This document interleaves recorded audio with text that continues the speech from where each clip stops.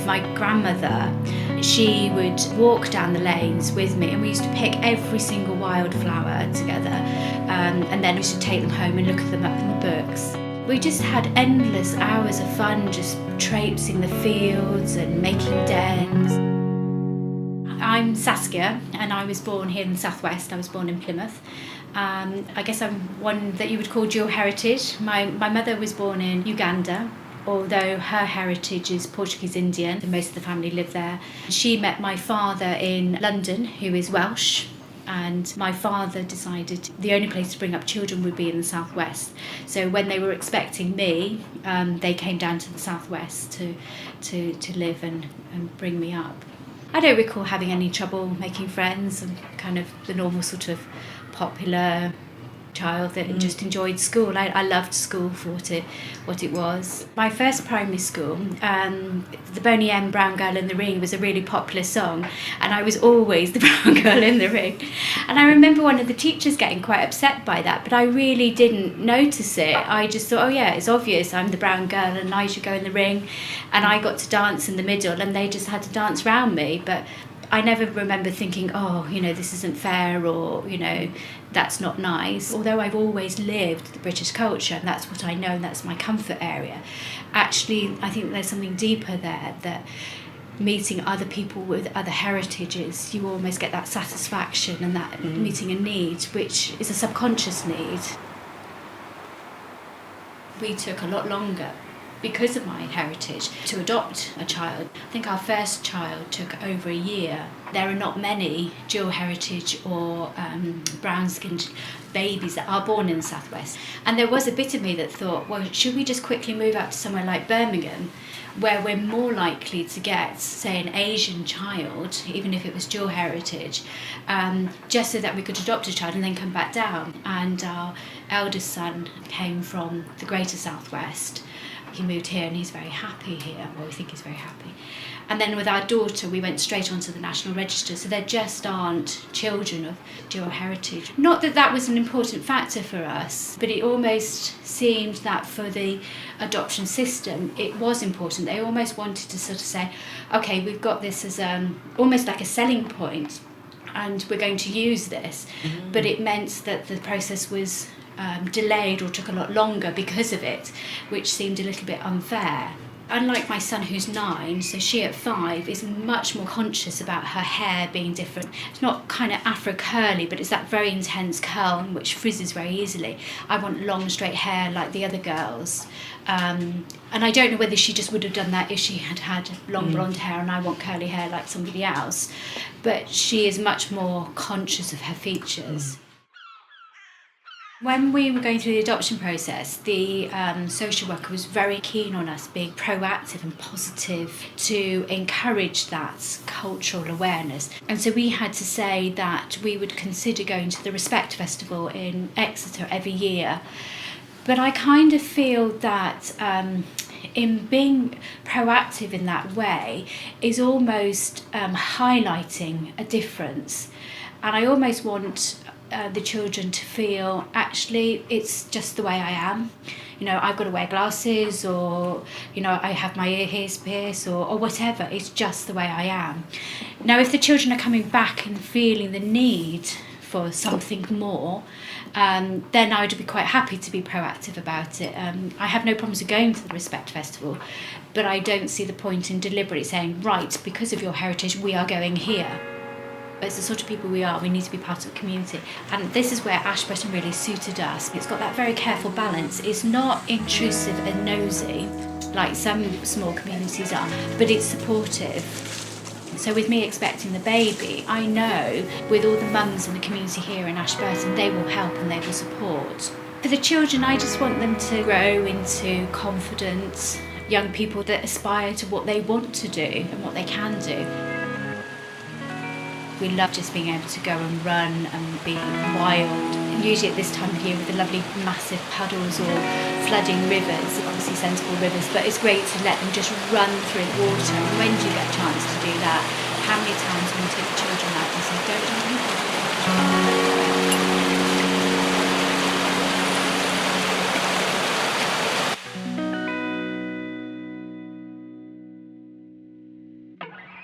Well, there's two girls in my class. One's from India and one's from China. And are you friends? Not really, no. So I just feel like this is just generally more quiet, more, just peaceful, really. Life is quite slow if for people would like, the slow pace of life. But I think at the moment it suits me very well. Sometimes we go on walks. Sometimes we go into the woods. Sometimes we go in Dartmoor. Sometimes we cycle.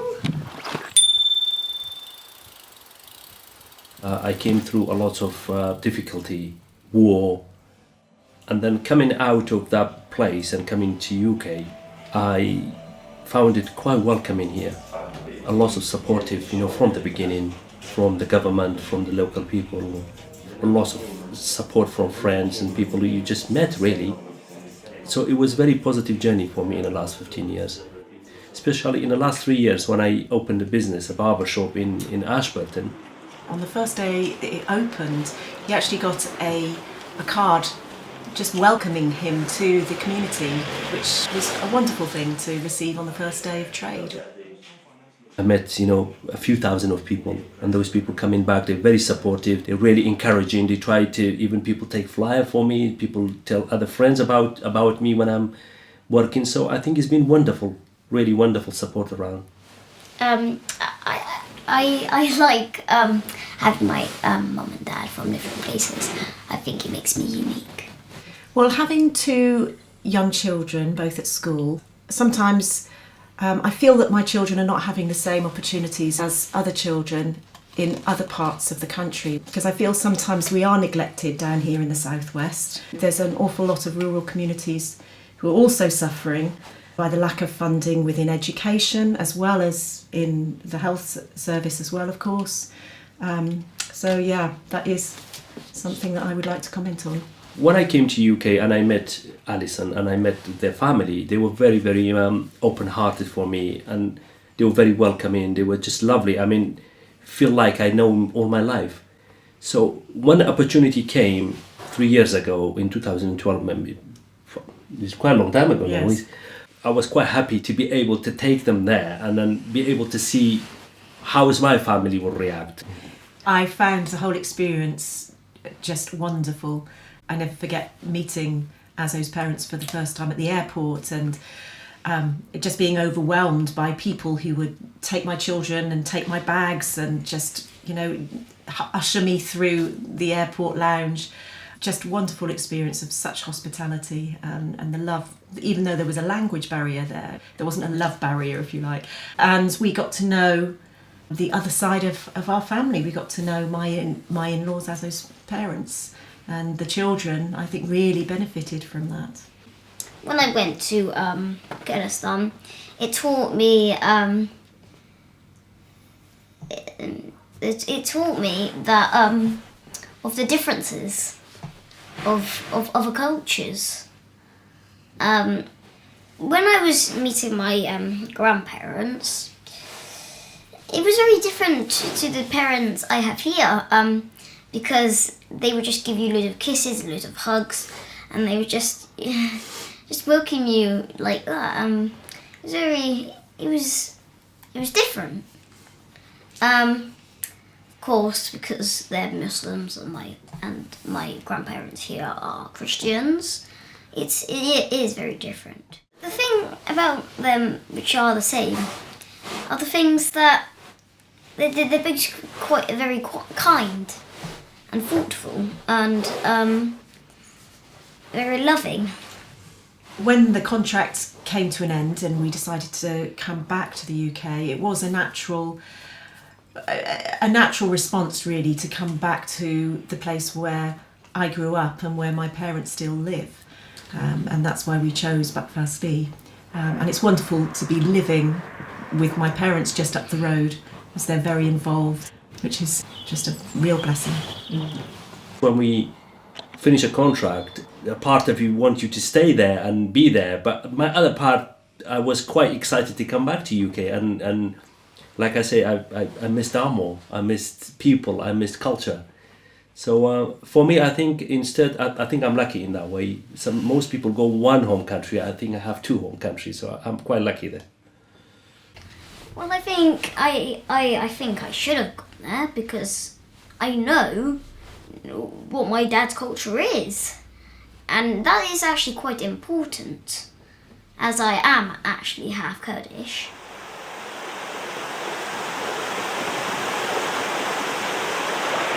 There's some general assumptions about the genetic lottery that are not true that people have, and they just assume like, okay, it's either going to be exactly somewhere in between, or the darker skin gene will be the dominant gene.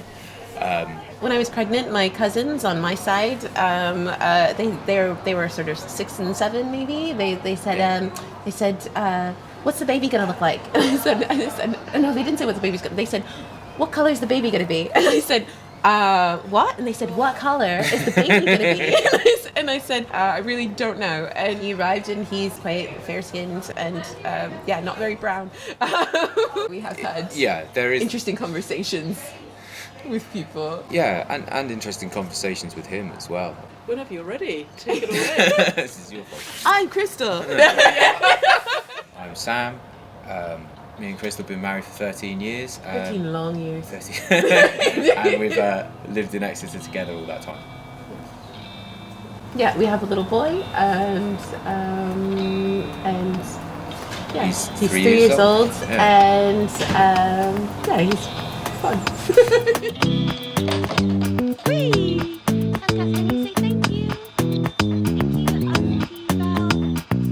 The first thing we had to think about was names, and we eventually settled on Cassius, which is Muhammad Ali's name before he changed it. We decided that was a really good sort of transatlantic name.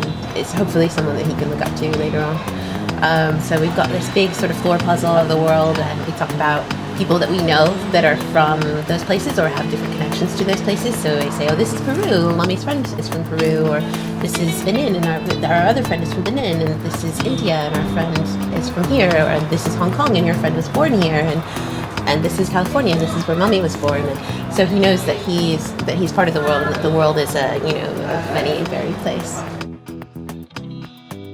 We spend a lot of time talking about the natural world and the lovely open spaces. He goes foraging with me, and we go to the beach. He's really into mermaids' purses, and I think that's something that's very different from the kind of culture in California, isn't it? Where it's all very car-based.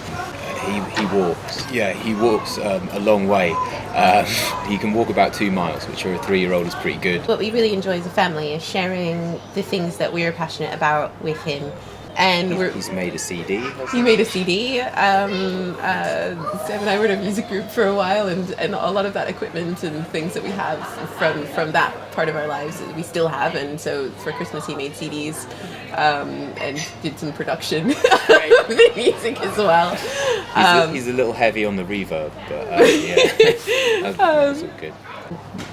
Exeter has a lot of urban elements, but it also has a lot of rural elements. So within about 5 minutes walk of our house, we've got a beautiful country park. There are a lot of benefits to living in Exeter, but people who are visibly ethnic, or not as visible, I guess you would say, I think it's really important for young people to see themselves reflected in the world that they live in. It can be tricky because very often there are things that feature black children, or there are things that feature white children, but there aren't very often things that feature mixed race children. Yeah, no, I think it's important to make sure that you've got schools that respect diversity. It's not something you can kind of force. There either is diversity in an area or there isn't. There's no point trying to like make it happen where it isn't there. But if they've got a kind of understanding and an interest in the larger world, then that's a good thing. Yeah. Us navigating this now and learning to deal with these conversations and to find methods of having these conversations with dignity will help him later on, because he will undoubtedly have similar conversations growing up. When I was growing up, I was part of the Black community in America, and there were a lot of conversations that were had in the 90s about race that I was either a part of or was overhearing as a child, and those have shaped my understandings of race and how to negotiate the world as an adult. Similarly, we will have these conversations and we can help him prepare for himself as an adult. I mean, one would hope that racism isn't a thing, but, you know, people are people, and the chances of racism not affecting him in some way are very slim. When the EDL decided to hold a march in Exeter, there were about 200 of them, and there were about 1,000 English disto lovers in Bedford Square. I taught loads of them how to do the hustle. Exeter consistently turns out to say, you know, we do not appreciate racism. Saying that, you know, again, it's not to say that there aren't challenges. For instance, a lot of people don't know, and I keep telling everyone about it, but the Devon and Cornwall Police Constabulary, for instance, they stop black people at a rate of 9 times more than they stop white people in Devon and Cornwall, which is crazy because there aren't that many black people in Devon and Cornwall. I remember reading something on Devon Live about this. This particular report didn't unpack why they're stopping these people so much, and it didn't reflect on the fact that it's way higher than the national average. But stop and search rates don't significantly lead to proper arrests or trials. So that's something that needs to be addressed, and I hope it's addressed too.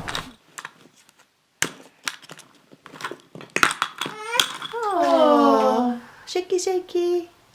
When we moved to England, we came with my mother, who's Japanese. She maintained the culture through food mainly, and we spoke Japanese because that's, you know, what we did at home in Japan. And when we first moved over, we still spoke a lot of Japanese, and really quickly she found a Japanese network around here, and that really settled us in, I think, having sort of instant family in a way. Ohayo, Tamaki. Ohayo, Wesley. So my name is Yume, and this is little Tai, and I'm half Japanese and Tai is quarter Japanese. I grew up in Japan from when I was about 1.5, and I was originally born in Ireland, which is where my parents were based at the time. And I grew up in Japan until I was about 12.5 before we moved to Devon in England. And my early life in Japan was quite a mixed experience in terms of being a half Japanese and half English. Because we lived in quite a rural area, we were quite an unusual family, so we got quite a lot of attention, and I think at that age it was quite unwanted attention, so I had sort of difficulty at school, but I had lovely friends around as well. Yeah, and then we came to England and went to the Steiner School, and that was a lovely experience, sort of feeling like really fitting in. Yeah, not standing out and looking more like the people around. People are really open and welcoming and very unjudgmental compared to our life in Japan. Yeah. So what I really like about living in the rural area is how we can connect our Japanese sensibilities to nature and to sort of translate it into English. I think it's easier to do it in the countryside than in the city because so much of Japanese culture is celebrating the subtle changes of seasons. That's easier to connect to being surrounded in nature. When I was pregnant with Tai, I was really keen to connect with other Japanese mums or mixed heritage family. So one of the ways we've done that is getting together once a month on a Sunday, and we've started a Japanese kids club where we share festivities, share food and pass on songs and games and sort of just be together and do Japanesey things and bring that into their lives a little bit more. I like his big smiley mouth. So today we're going to be celebrating Setsubun, which is the change of season, and it's the first day of spring in Japan, and we celebrate it by throwing soybeans. It's also known as Bean Throwing Day. And we ward off the evil spirits and bring the good spirits, and we're going to be making masks as well. I sort of get tired of myself saying, well, in Japan they do it like this, and I want Thai to do it like this because they do in Japan, and I feel like I'm always explaining myself. But luckily I have a really lovely partner who loves Japanese culture as well, and who wants to share in that, and he's really up for Thai, having lots of that in his life. And other challenges would be finding all the right ingredients to make the dishes. Yeah, food. That seems to be a lot of what we talk about. Food is a really big part of the culture as well, yeah. Yeah, I can't think of any other challenges. Missing Japan, I suppose. Yeah. What I would like to give Thai, growing up in a mixed heritage family, I'd really like him to connect to that and know it.